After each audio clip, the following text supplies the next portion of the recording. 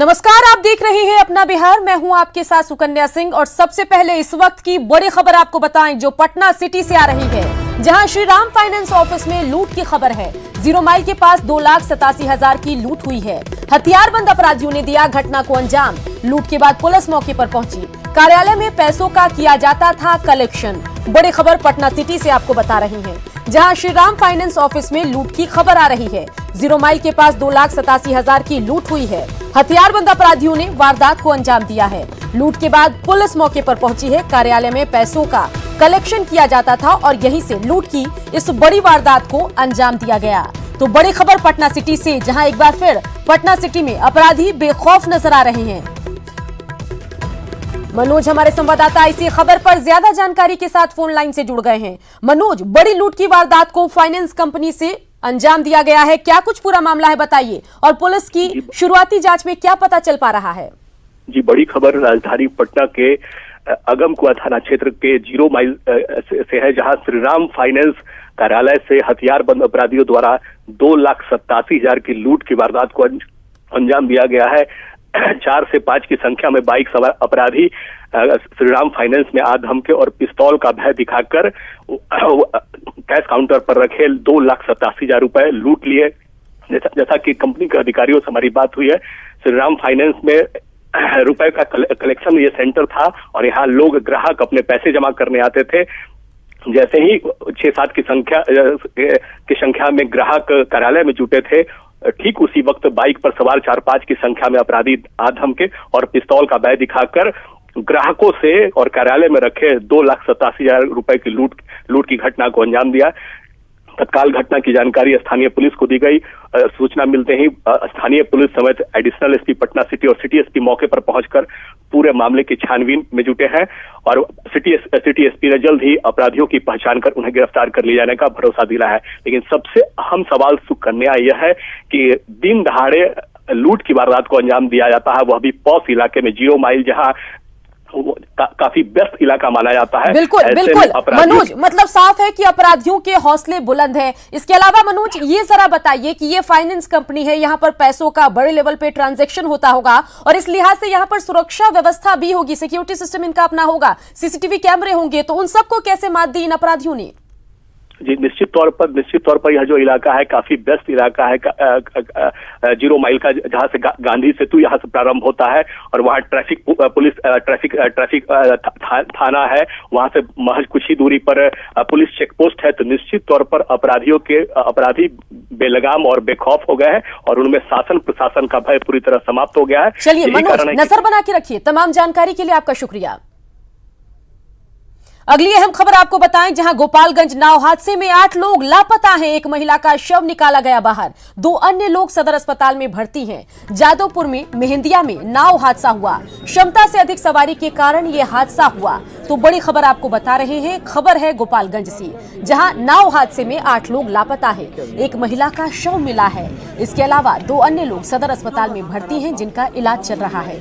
जादवपुर में मोहंदिया के, जी हां, मेहंदिया में नाव हादसा हुआ। क्षमता से अधिक सवारी के कारण हादसा हुआ। नदी के उस पार खेती करने जाते हैं। खेती करने जाने के क्रम में छोटी नाव थी और दर्जनों लोग उस पर सवार थे, जिसमें महिलाएं भी थी, बच्चे भी थे, बूढ़े लोग भी थे। और उसी समय नाव में अनवायलेंस हुआ और नाव पलटी मार गई। पलटी मारने के बाद कुछ लोग, तो 2-3 लोग जीवित निकल गए और बाकी 7-8 लोगों का पता नहीं है। पलट गया, उसी में डूब गया, सारे लोग डूब गया उसी में। तो लड़का के लोग नहीं अच्छा नहीं, अपना लड़का के बचा लेते, पढ़ तले एगो डूबल हो गला, तो वो देखला लागल बादल में डूब गई। तो लोगों की परेशानी आपने देखी। चलिए सीधा लेकर चलते हैं आपको हमारे संवाददाता मुकेश के पास। मुकेश, सवाल कई उठ रहे हैं, आखिर ओवरलोडेड नाव क्यों चलती है, ये सवाल है। इसके अलावा सबसे बड़ा सवाल है कि जो लापता लोग हैं उनको तलाशने की कवायद किस तरीके से आगे बढ़ रही है? देखिए सुकन्या, मैं बता दूं कि ग्रामीणों और स्थानीय मुखिया के सहयोग से जो एक सूची सौंपी गई है जिला प्रशासन को, उसमें बताया गया है कि 12 लोग नाव पर सवार थे, जिसमें से कि 5 लोगों को बाहर निकाला गया है, जिसमें से एक महिला की मौत हो गई, 7 लोग अभी भी लापता हैं। मैं बताऊं कि जो सदर विधायक है वहाँ पर सुभाष सिंह वहाँ पहुंचे हुए हैं। उन्होंने कहा है कि एनडीआरएफ की टीम मौके बुलाई गई है, एनडीआरएफ की टीम मौके पहुंचने वाली है, लेकिन जो स्थानीय गोताखोर हैं उनसे ही अभी जो नदी के अंदर जो लोग लापता है उनको खोजबीन की जा रही है। अब वीडियो में देख सकते हैं कैसे जो लोग जो है वो खुद तैरकर नदी के अंदर जा रहे हैं और जो खोजबीन कर रहे हैं, लेकिन जो लापता 7 लोग हैं उसमें बच्चे और महिलाएं शामिल हैं। और मैं बताऊं कि जो एनडीआरएफ की टीम है पहुंचने में कई घंटे लगेंगे वहां पर, चूंकि जहां ये हादसा हुआ है वो बीच नदी के पास है, तो इस तरह से अभी कई घंटे और लग सकते हैं, जिससे कि जो लापता लोग हैं उनका कोई अनहोनी हो सकती है, उसके लिए ग्रामीण आशंकित है। सुकन्या, चलिए नजर बना के रखिए। तमाम जानकारी के लिए आपका शुक्रिया। और इन सब के बीच न्यूज 18 के कुछ सवाल हैं, उन पर भी जरा गौर कर लेते हैं। क्या सबसे बड़ा सवाल कि क्या बिना परमिशन के नदी में चल रहे थे नाव? क्षमता से अधिक सवारी प्रशासन को क्या इसकी जानकारी थी या नहीं थी? लापरवाही और मौत के लिए आखिर जिम्मेदार कौन है? लगातार ऐसे हादसे होते हैं, बार बार हादसे होते हैं, लेकिन उसके बाद भी प्रशासन सबक क्यों नहीं लेता?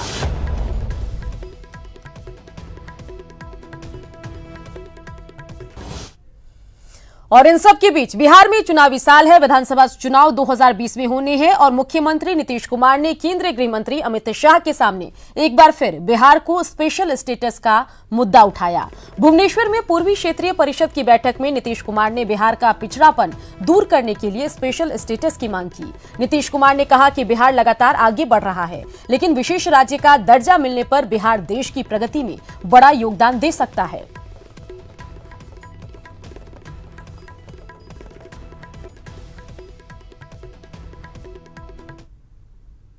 और इन सब के बीच आपको बताएं कि आखिर विशेष राज्य का दर्जा क्या होता है।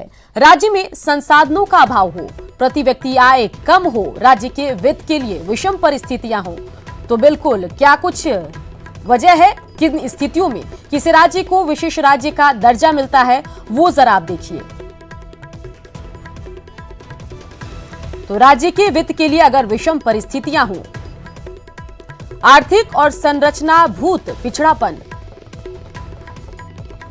साथ ही आदिवासियों की बड़ी आबादी, भौगोलिक नजरिए से पहाड़ी और मुश्किल क्षेत्र, और साथ ही आबादी का अगर कम घनत्व हो, इसके अलावा अंतर्राष्ट्रीय सीमाओं से सटे होने के कारण राज्य का रणनीतिक महत्व बढ़ जाता है, तो ऐसे में विशेष राज्य का दर्जा किसी राज्य को मिल सकता है। चलिए जान लेते हैं कि आखिर क्या वो आधार हैं जिनके बेस पर नीतीश कुमार बिहार को विशेष राज्य का दर्जा देने की मांग कर रहे हैं। तो बिहार में 38 में से 15 जिले बाढ़ प्रभावित हैं। अधिकांश आबादी खेती पर निर्भर करती है। 96% जोत सीमांत और लघु किसानों की है। बिहार के 32% परिवार भूमिहीन हैं। और जब भारत झारखंड का विभाजन हुआ तो उसके बाद से बिहार को रॉयल्टी का भी नुकसान हुआ है। और इन सब के बीच विशेष राज्य के दर्जे की मांग को लेकर बिहार में सियासत शुरू हो गई है। आरजेडी का कहना है कि तेजस्वी यादव के दबाव में आकर सीएम ने यह मांग उठाई है, जबकि कांग्रेस ने सीएम की मांग पर सवाल उठाए। हालांकि जेडीयू का कहना है कि बिहार को विशेष दर्जा की मांग पुराना है और पार्टी पुरानी मांग पर कायम है। शेष राज्य के दर्जे पर भी विधानसभा से सर्वसम्मत प्रस्ताव पारित हो, इसके लिए तेजस्वी यादव जी ने पहल की है। उन्होंने पहले से कहा है कि इस मांग पर क्यों सरकार चुप है। तो अब चुनाव सामने है, तब सरकार को लगा कि ये बहुत बड़ा मुद्दा है, इतना बड़ा हाई तौबा वो मचाए हुई थी सरकार, अभी चुप है, तो अब वो विशेष राज्य का दर्जा पर बात कर रही है। जब तक ईमानदारी से इसको 24 घंटे 7 दिन ये बिहार की आवाज नहीं बनेगी, जिसकी कोशिश नेता प्रतिपक्ष कर रहे हैं, तब तक ये गाहे बगाहे फुटबॉल की तरह उछालने से बात नहीं बनेगी। विशेष राज्य का दर्जा क्यों याद आता है और आप किससे मांग कर रहे हैं? आप उसी गठबंधन के साथी हैं, आप सरकार में हैं, आपकी ही केंद्र में भी सरकार है, तो आप मांग क्यों रहे हैं, बयान क्यों दे रहे हैं? आप ले लीजिए। नीतीश जी ने ही कहा था कि जो हमें विशेष राज्य का दर्जा देगा हम उसके साथ जाएंगे। तो यह नीतिगत फैसला हो चुका है। हम लोगों ने यूपीए के ज़माने में 2 करोड़ बिहार के आम जनता के हस्ताक्षर युक्त ज्ञापन प्रधानमंत्री जी को सौंपा, लेकिन आज भी हम लोग इस मांग पर कायम है कि बिहार को विशेष राज्य का दर्जा मिलना चाहिए। बिहार में चुनावी साल है और पार्टियां अपने अपने हिसाब से सियासत कर रही है। एनडीए की मजबूत घटक एलजेपी ने भी चुनावी साल में सियासी बिसात बिछाने की शुरुआत कर दी। एलजेपी ने इस बिसात में अपने ही सहयोगियों को निशाने पर लेना शुरू कर दिया। एलजेपी के राष्ट्रीय अध्यक्ष चिराग पासवान के 2 बयानों को सुनेंगे तो आपको भी इस पर यकीन हो जाएगा।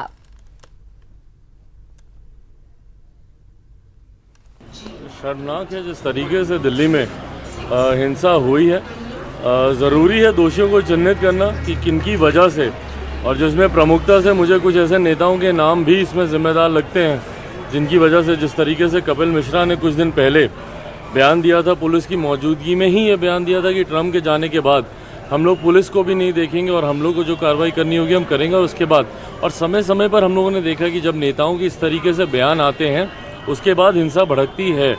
उससे पहले दिल्ली चुनाव में जिस तरीके से अनुराग ठाकुर ने बोला था कि जो गद्दार हैं उनको गोली मारी जानी चाहिए, उसके बाद हमने देखा कि दिल्ली में गोलियां भी चली। तो समय समय पर इस तरीके के जब बयान आते हैं वो भी जिम्मेदार होते हैं। बढ़ता जा रहा है, जबकि हमारे मुख्यमंत्री जंगल राज का ही विकल्प बनकर आए थे। कुछ समय तक उनके रहते जरूर अपराध का नियंत्रण भी आया था, पर पुनः जिस तरीके से आपराधिक गतिविधियां बढ़ी है, ये जिम्मेदारी लोक जनशक्ति पार्टी की ही बनती है कि हम लोग अपनी राज्य सरकार को सुझाव दें कि भैया कैसे चीजों को हम लोग सुधार सकते हैं। चिराग की चुनावी चाल हम क्यों कह रहे हैं, इसे और समझने के लिए जरा इस वीडियो को देखिए। बिजली आने से हम लोगों की पढ़ाई पूरी होने लगी है। चिराग पासवान ने हम लोग का बिजली दिया है, बहुत हम लोग का सुखी है। चिराग पासवान बहुत अच्छे आदमी है, मुझे साइकिल दिया जो आने जाने पढ़ने में मुझे कठिनाई से बहुत से सुविधा मिलते हैं।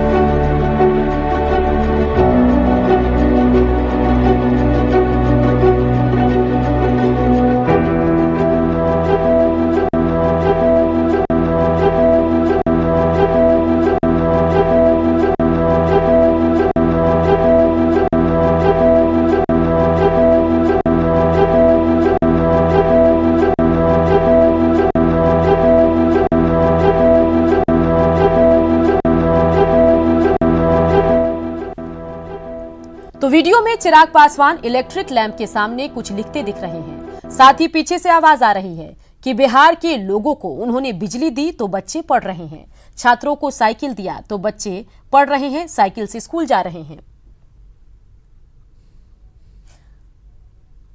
अब चिराग पासवान के बयान और वीडियो के बाद सवाल ये उठता है कि क्या अपनों के खिलाफ बयानबाजी क्या रणनीति का हिस्सा है? बयान से चिराग बीजेपी जेडीयू को क्या इशारा कर रहे हैं? क्या चुनावी साल में प्रेशर पॉलिटिक्स कर रहे हैं चिराग पासवान? क्या दबाव की राजनीति से 2020 पार करेंगे चिराग? क्या अलग चुनावी दांव चलने के चक्कर में है चिराग पासवान? चिराग पासवान और बिहार में कानून व्यवस्था पर सवाल उठाए जाने पर आरजेडी ने तंज कसा। कोई भी ईमानदारी से अगर पड़ताल करेगा तो क्या नीति आयोग ने बिहार के बारे में जो टिप्पणी की है उसको संज्ञान में नहीं लेगा? क्या मुजफ्फरपुर में जो हुआ है उसको बिसरा देगा?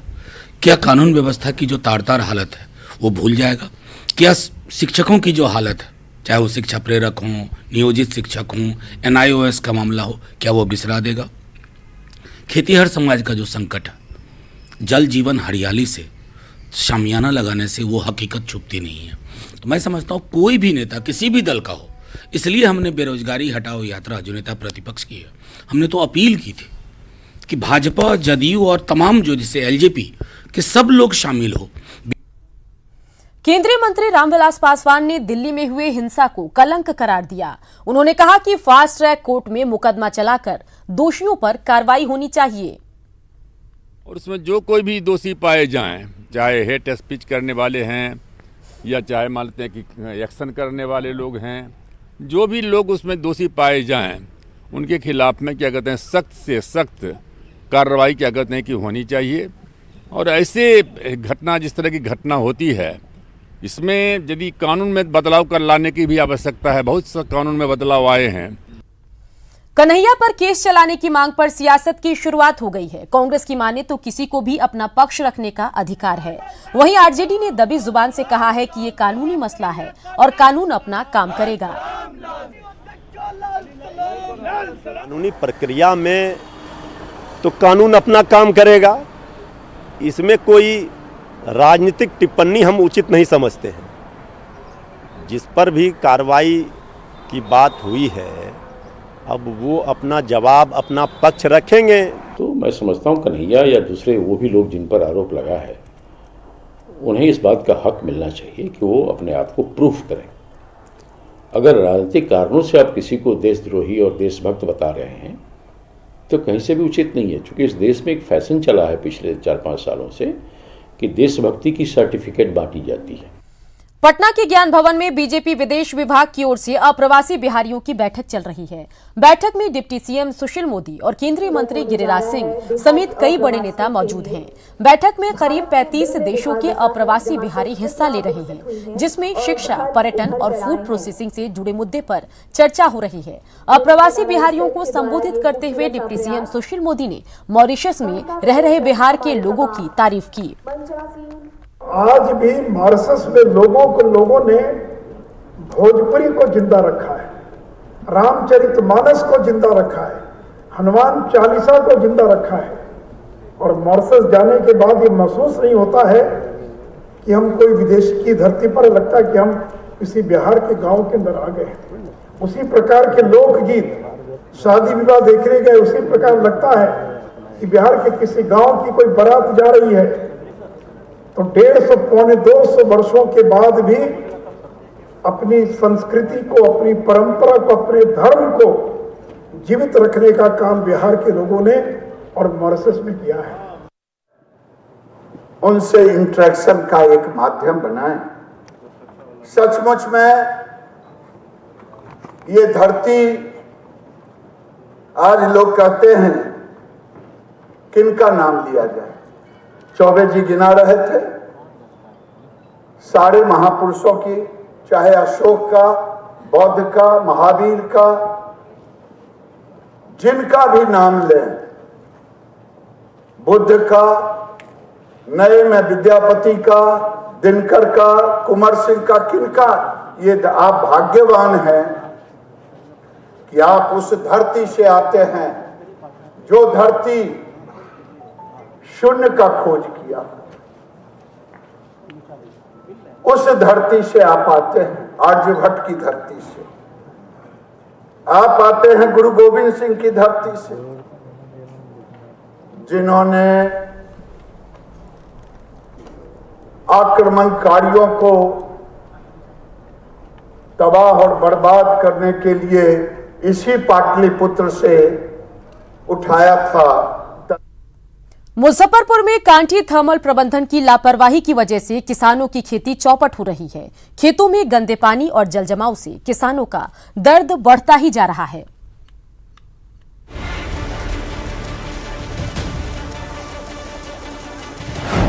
ये धार बर्बादी की है।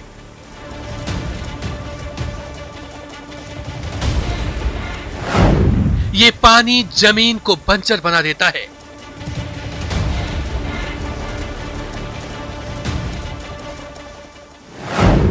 ये जल जमीन के लिए विष है।